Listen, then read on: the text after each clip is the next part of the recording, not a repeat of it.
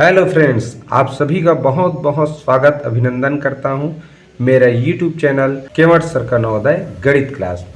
दोस्तों, आज की इस वीडियो में हम लोग सीखने वाले हैं जेएनवी एग्जाम 2023 सेट एच में जो प्रश्न आए थे उसको किस तरह हम समझते हुए आसानी से हल कर सकते हैं। ठीक है, तो अगर आप लोग मेरे इस चैनल में नए होंगे और पहली बार वीडियो देख रहे होंगे तो सबसे पहले वीडियो को सब्सक्राइब कर लीजिए, बेल आइकन पर प्रेस करके ऑल वीडियो पर सेट कर दीजिए ताकि जब भी मैं कोई नया वीडियो डालूं तो उसकी सूचना आप लोगों को नोटिफिकेशन के माध्यम से मिलता रहे। दूसरी बात, अगर आप लोग ऑनलाइन क्लास या मेरे यूट्यूब चैनल के माध्यम से पढ़ना चाहते हैं तो मेरा नंबर डिस्प्ले हो रहा है, उस नंबर पर मुझे अपना नाम पता लिखकर कमेंट करें। मैं आप लोगों को मेरा जो व्हाट्सएप ग्रुप है उसमें ऐड कर दूंगा और उसमें रहकर आप आसानी से क्रमवार जवाहर नवोदय विद्यालय प्रवेश परीक्षा की आसानी से तैयारी कर सकते हैं। ठीक है, तो चलिए बिना समय गंवाए आज का यह क्लास स्टार्ट करते हैं और देखते हैं कि जेएनवी एग्जाम 2023 में जो प्रश्न आए थे हम उसको कैसे, अगर हम समझे रहेंगे तो प्रश्न देखते ही उत्तर बता सकते थे। ठीक है, तो चलिए शुरू करते हैं और लेते हैं सबसे पहला प्रश्न। देखिए, पहला प्रश्न लिखा है संख्या जो 4 या अधिक अंकों की है 8 से भाज्य है यदि, ऑप्शन दिया है, सम संख्या है, अंतिम अंक 8 से भाज्य है, सी अंतिम 2 अंक 8 से भाज्य है, डी अंतिम 3 अंक 8 से भाज्य है। बच्चों, ये विभाज्यता के नियम पर आधारित प्रश्न है। तो बच्चों, विभाज्यता के नियम पर आधारित वीडियो मैं अपने चैनल पर अपलोड कर चुका हूं।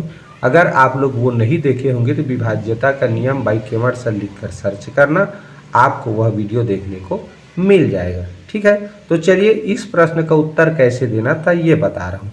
तो देखो, कह रहा है 4 या 4 से अधिक अंकों की संख्या रहना चाहिए। ठीक है, 4 या 4 से अधिक अंकों की। देखो, जैसे यहाँ पर लिखा हूँ ये 1000 लिखा है तो ये 4 अंकों की संख्या है। देखो 1 2 3 4 अंकों से बना है। इसको देखें तो ये 5 अंकों से बना है, इसको देखें तो ये 6 अंकों से बना है और ये संख्या को देखें तो ये 7 अंकों से बना है। यानी कि 4 अंक से कम नहीं होना चाहिए, ये कह रहा है 4 अंकों से कम वाली संख्या नहीं होना चाहिए। 4 या 4 से अधिक अंकों की संख्या हो तो 8 से विभाज्य है, कैसे जानेंगे?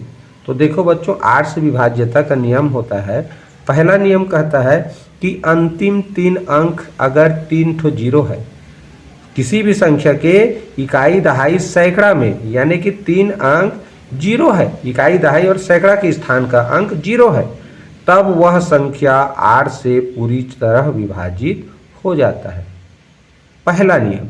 दूसरा नियम, अगर इकाई दहाई सैकड़ा में जीरो नहीं है, जैसे ये वाला संख्या देखो, ये तीनों में तो इकाई दहाई सैकड़ा में जीरो है, तो ये तीनों को हम देखते ही कह सकते हैं कि ये तीनों संख्याएं 8 से पूरी तरह विभाजित हो जाएंगी। ठीक, पहला नियम है।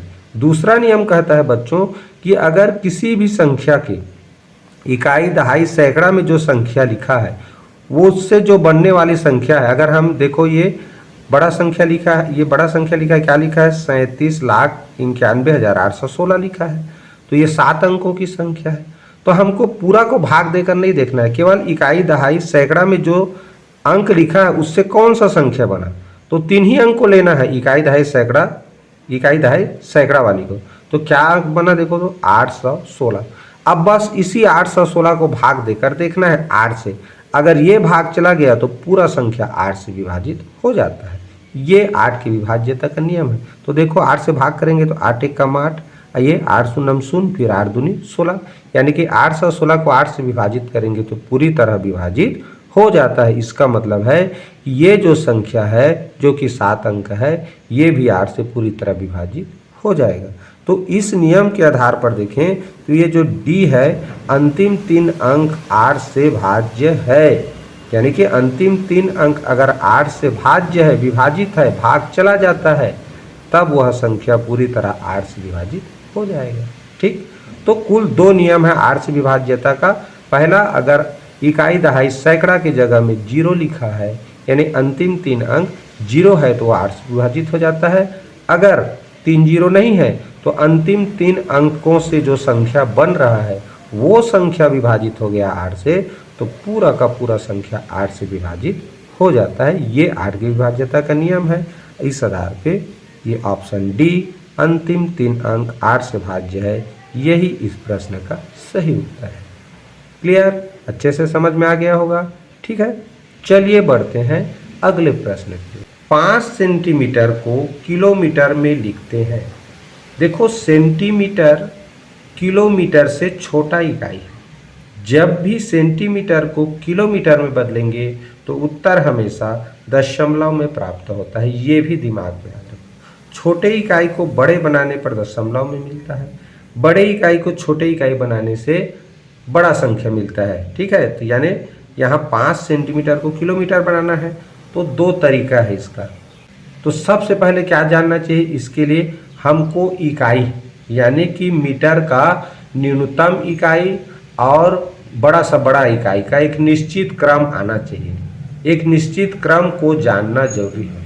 ठीक है, कैसे? जैसे देखो, सबसे छोटा इकाई हम क्या जानते हैं, मिलीमीटर। मिलीमीटर से बड़ा होता है सेंटीमीटर, सेंटीमीटर से बड़ा होता है डेसीमीटर, डेसीमीटर से बड़ा होता है मीटर, मीटर से बड़ा होता है डेकामीटर, डेकामीटर से बड़ा होता है हेक्टोमीटर, हेक्टोमीटर से बड़ा होता है किलोमीटर।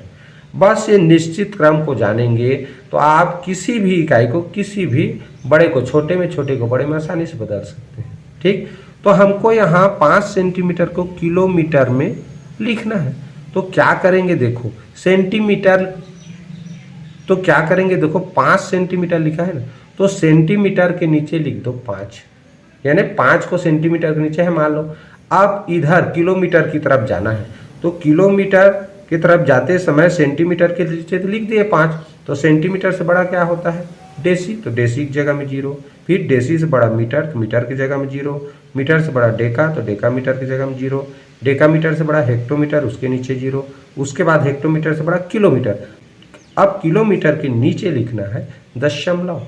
क्या लिखना है, दशमलव। तो ये बन गया हमारा उत्तर। तो इस तरह ऑप्शन सी इसका सही उत्तर है। अगर आप उल्टा लिखना चाहें, अगर आप किलोमीटर तरफ से लिखना चाहें, हमको बनाना क्या है किलोमीटर, तो क्या करेंगे, किलोमीटर की जगह में लिख दो दशमलव। इस तरह हो गया। किलोमीटर से छोटा क्या होता है, हेक्टोमीटर, 0 लिखो। हेक्टोमीटर से छोटा डेकामीटर, फिर 0 लिखे। डेकामीटर से छोटा मीटर, फिर 0 लिखे। मीटर से छोटा डेसीमीटर, फिर 0 लिखे। डेसीमीटर से छोटा सेंटीमीटर, और सेंटीमीटर तो बनाना है तो सेंटीमीटर जैसे ही आया उसके जगह में 5 लिख दिए। हो गया उत्तर। क्लियर? माने कि अगर छोटे इकाई को बड़ा इकाई बनाना है तो दशमलव, यानी बड़े इकाई के सीधा में दशमलव लिखो, बाकी उसी क्रम से जाओ जो बनाना है वहां तक। ठीक, अगर मान लो यही 15 रहता है, मान लो इस तरफ 15 सेंटीमीटर रहता, तो क्या करते, किलोमीटर बनाना है तो किलोमीटर की जगह में दशमलव, फिर हेक्टोमीटर, डेकामीटर, मीटर, डेसीमीटर, ये सेंटीमीटर। लेकिन 15 सेंटीमीटर को बनाना है तो यहाँ लिखते 5 और सेंटीमीटर की जगह में 5, और ये 1 को लिखते इधर डेसीमीटर की जगह में। तो इस तरह हो जाता 0.0015 क्या, किलोमीटर। ठीक, तो इस तरह छोटे इकाई को बड़ी इकाई में बदलते हैं। इस तरह के छोटे इकाई को बड़ी इकाई में बदलना, बड़ी इकाई को छोटी इकाई में बदलना, इससे भी संबंधित वीडियो मेरा चैनल पे अपलोड है, उसे आप मेरे चैनल को सब्सक्राइब करके आसानी से देख सकते हैं। तो चलिए वीडियो को लंबा नहीं खींचेंगे, एक वीडियो में केवल 2 ही प्रश्न बताते हैं। आगे का वीडियो भी देखें, इसके लिए आप लोग अगर मेरे चैनल में नए होंगे तो चैनल को सब्सक्राइब करना बिल्कुल मत भूलिए। ठीक है, तो नेक्स्ट वीडियो में फिर मिलेंगे, तब तक के लिए goodbye, have a nice day.